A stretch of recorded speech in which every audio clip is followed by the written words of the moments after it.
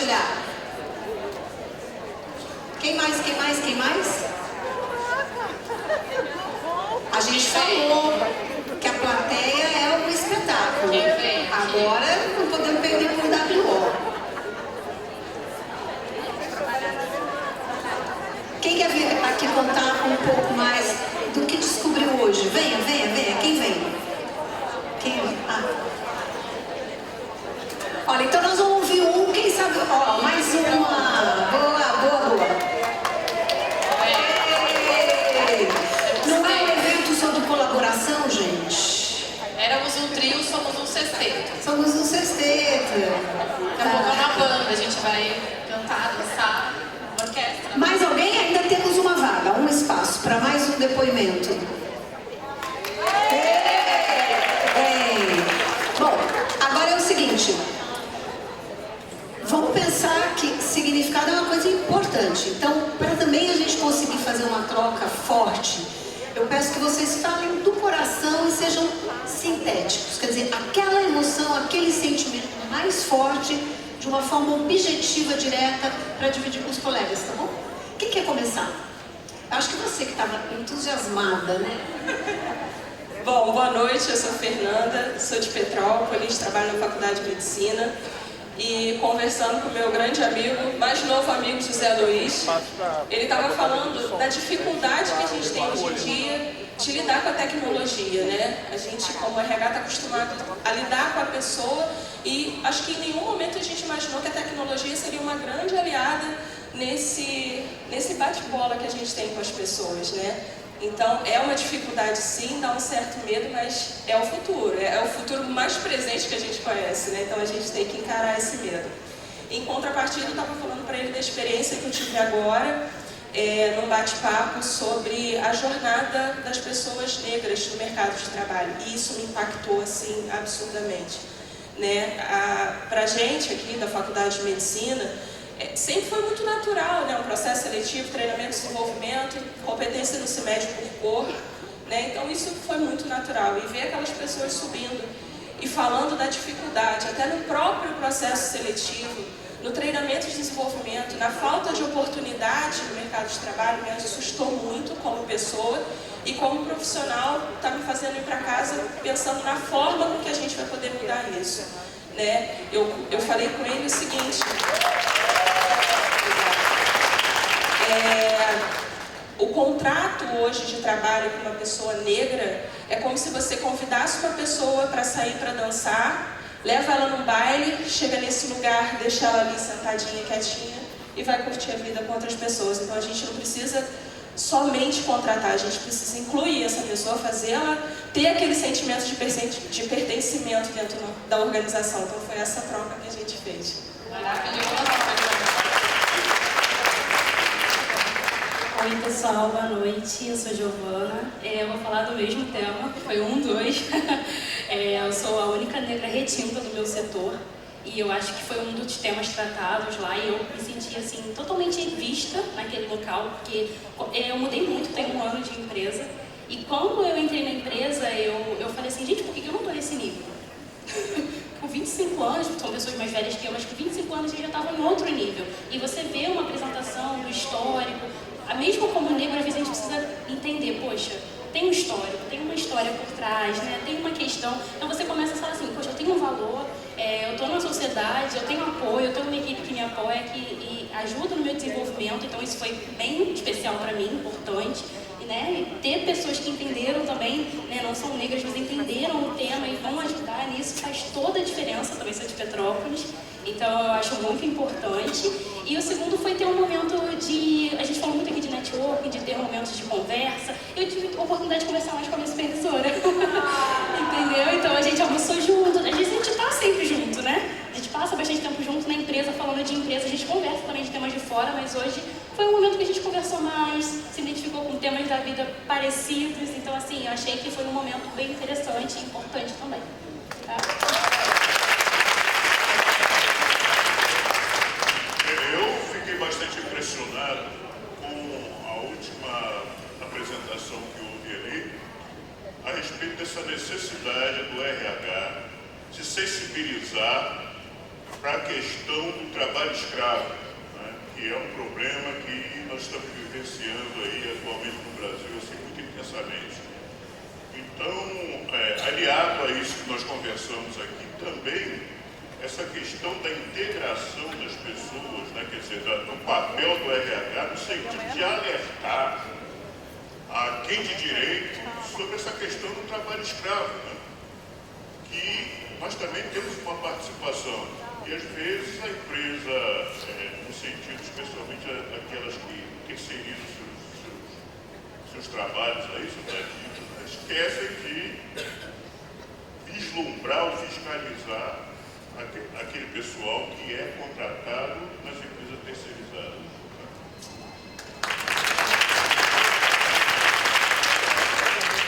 Boa noite, eu sou Thaisa e tem algo que está reverberando em mim desde de manhã. Quando vocês apresentaram a nuvem de palavras sobre como nós estávamos chegando aqui, eu não sei se todos se lembram, mas uma palavra que estava em destaque era cansaço. E aí eu falei, não estou sozinha. Que bom a troca, os benches, poder vir aqui conversar com as pessoas, porque a gente sai quase de mãos dadas e fala, eu não estou sozinha, né? E aí agora conversando com a minha colega Tiana, se eu não me engano, ela trouxe algo que também acontece muito comigo, que é a necessidade da gente estar se reinventando para continuar contribuindo, né? Seja um curso diferente, seja vir para cá para ouvir insights, né? Para ter insights. Então, a gente chega aqui com aquele sentimento, né? De, poxa, mais uma vez eu, RH, vou ter que ir lá correr atrás para poder ouvir sobre o que as pessoas pretas estão sentindo, para ouvir sobre ESG, para poder ouvir sobre segurança psicológica.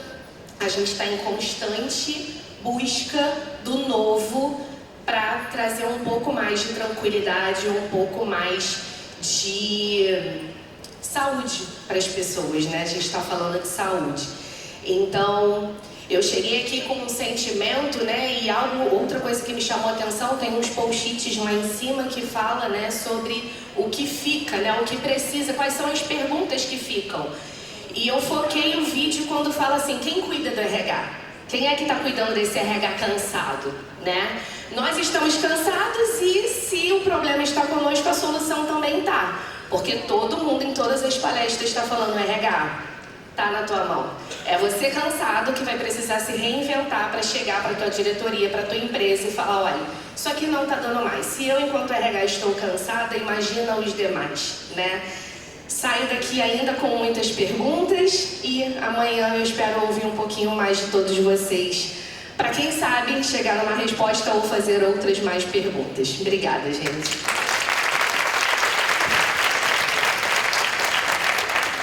Eu queria comentar algo que me tocou da fala da Giovana e que agora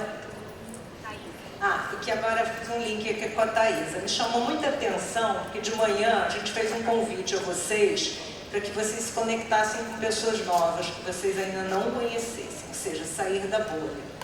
Então, quando a Giovana conta que um momento importante dela no congresso foi quando ela esteve mais próxima da chefe dela, né? E ela pôde trocar mais com a chefe dela, conversar, provavelmente conhecer aspectos, talvez, que ela não conhecia, me fez pensar assim, nossa, como às vezes a gente tem ideias congeladas, né? Que conhecer, se aproximar de alguém novo é um novo outro, né? Quando Giovana se aproximou de uma nova, de uma nova Camila, acessando aspectos, talvez, que ela nunca tivesse se inteirado. Porque a gente vive num dia maluco, né? Apressado, com foco na tarefa, menos nas relações, né? Mas estamos aqui para mudar isso. Então, isso é uma coisa que me impactou muito. E quando a